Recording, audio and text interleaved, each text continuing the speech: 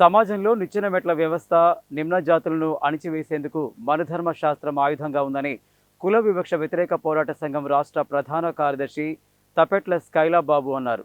మనుధర్మ శాస్త్రం కుల సమస్య దేశంలో నిర్మూలన జరగాల్సిన అవసరం ఎంతైనా ఉందని తెలిపారు.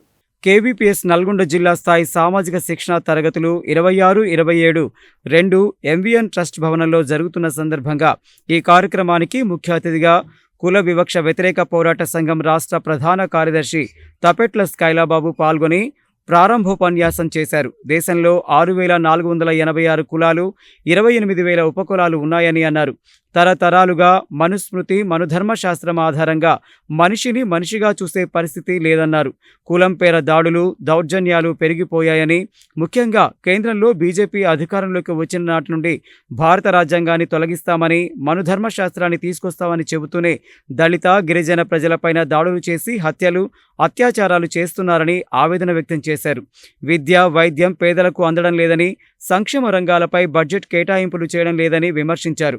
డాక్టర్ బాబాసాహెబ్ అంబేద్కర్ భారత రాజ్యాంగ ఫలాలను ప్రతి పౌరుడు అందుకునే నిజమైన రోజు రావాలంటే దేశంలో కుల వ్యవస్థ నిర్మూలించబడాలని అన్నారు. కేవీపీఎస్ జిల్లా ప్రధాన కార్యదర్శి పాలడుగు నాగార్జున మాట్లాడుతూ రాష్ట్రంలో దళితులకు ఇచ్చిన హామీలు రాష్ట్ర కాంగ్రెస్ ప్రభుత్వం అమలు చేయాలని డిమాండ్ చేశారు. దళిత బంధు, ఇండ్ల స్థలాలు, విదేశీ విద్యా నిధి పథకం, ప్రైవేటు రంగంలో రిజర్వేషన్లు అమలు చేసేందుకు చర్యలు తీసుకోవాలని అన్నారు. ఇటీవల దళిత గిరిజనులపైన దాడులు పెరిగాయని, వాటిని అరికట్టడంలో ప్రభుత్వాలు విఫలం చెందుతున్నాయని, దోషులను కఠినంగా శిక్షించాలని డిమాండ్ చేశారు. కేవీపీఎస్ జిల్లా అధ్యక్షుడు కొండేటి శ్రీను అధ్యక్షతన జరిగిన ఈ కార్యక్రమంలో రాష్ట్ర కమిటీ సభ్యులు పరశురాములు, జిల్లా సహాయ కార్యదర్శి బొట్టు శివకుమార్, బొల్లు రవీందర్, పెరికె విజయకుమార్, ఒంటెపాక కృష్ణ, జిల్లా కమిటీ సభ్యులు దంతాల నాగార్జున, బొడ్డు బాబురావు, చిరుముల రామస్వామి, దండు రవికుమార్, దేవయ్య, తక్కెళ్లపల్లి శ్యామ్, మల్లయ్య, లక్ష్మి తదితరులు పాల్గొన్నారు. అందువల్ల కేంద్ర బీజేపీ సర్కారు దళిత వ్యతిరేక సర్కారుగా ఉంది అనేటువంటిది మనం గుర్తెరగాలి. ఈ రాష్ట్రంలో కాంగ్రెస్ అధికారంలోకి వచ్చి కూడా 6 నెలలు గడిచింది.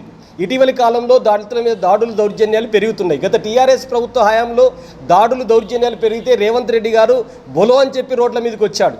ఇప్పుడు మేము చెప్పేది ఏంటంటే రేవంత్ రెడ్డి గారికి, మీరు చూస్తున్నటువంటి తెలంగాణ రాష్ట్రంలోనే వరుసగా 3-4 సంఘటనలు జరిగినాయి. వరుసగా ఈ దాడులు, దౌర్జన్యాలు ఇంకా కంటిన్యూ అవుతున్నటువంటి పరిస్థితి ఉంది.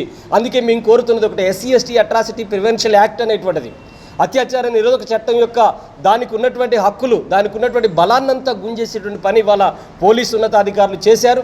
అందుకనే 41 CRPC ప్రకారంగా స్టేషన్ బెయిల్ ఇవ్వడానికి వీల్లేదు. SC/ST కేసును నీరుగార్చిన తర్వాతనే ఈ దాడులన్నీ జరుగుతున్నాయి.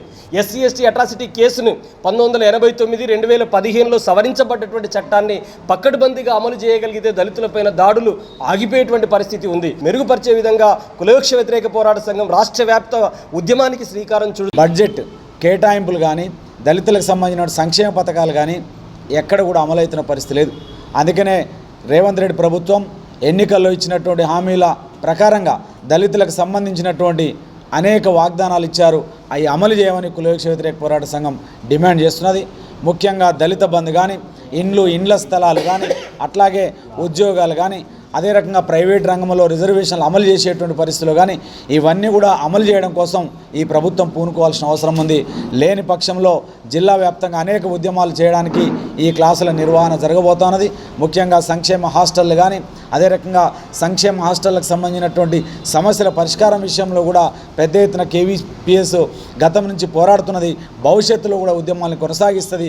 ఈ ప్రభుత్వం ఆ రకంగా చర్యలు తీసుకోవాలని చెప్పి డిమాండ్ చేస్తా ఉన్నాం. కుల వివక్ష వ్యతిరేక పోరాట సంఘం జిల్లా సామాజిక శిక్షణ తరగతులు నల్గొండలో నిర్వహించుకుంటా ఉన్నాం. ఇప్పుడున్నటువంటి కాంగ్రెస్ ప్రభుత్వం ఎన్నికలలో దళితులకు ఏదైతే వాగ్దానాలు చేసిందో వాటిని వెంటనే అమలు చేయాలని చెప్పి డిమాండ్ చేస్తూ ఉన్నాం. ఇవాళ ఇండ్లు ఇస్తా అనేది ప్రభుత్వం ఇప్పటివరకు ఎక్కడ కూడా ఇండ్లు ఇచ్చినటువంటి పరిస్థితి లేదు. ఒక్కొక్క ఇంట్లో 3-4 కుటుంబాలు జీవిస్తున్నటువంటి పరిస్థితి ఉంది. కాబట్టి వెంటనే ప్రభుత్వం ఇండ్లు ఇవ్వాలని చెప్పి కోరుతా ఉన్నాం. దాంతోపాటు రేషన్ కార్డులు, పెన్షన్లు, ఇంటి స్థలాలు కూడా ఈ ప్రభుత్వం ఇస్తున్నది, అవి కూడా వెంటనే ఇవ్వాలని చెప్తున్నాం. సర్పంచుల పదవి కాలం అయిపోయిన తర్వాత, ఇన్ఛార్జ్ అధికారులు వచ్చిన తర్వాత కాలనీలు మొత్తం కూడా కుంటుపడిపోయినటువంటి పరిస్థితి ఉంది. ఎక్కడ కూడా మంచినీళ్ళు, కరెంటు, డ్రైనేజీ కూడా తీసినటువంటి పరిస్థితి లేదు. కాబట్టి ప్రభుత్వం వెంటనే దృష్టి పెట్టి సమస్యలన్నీ కూడా పరిష్కరించాలని చెప్పి డిమాండ్ చేస్తున్నాం. లేని ఎడల భవిష్యత్తులో ఈ ప్రభుత్వం పైన పోరాడతామని తెలియజేస్తున్నాం.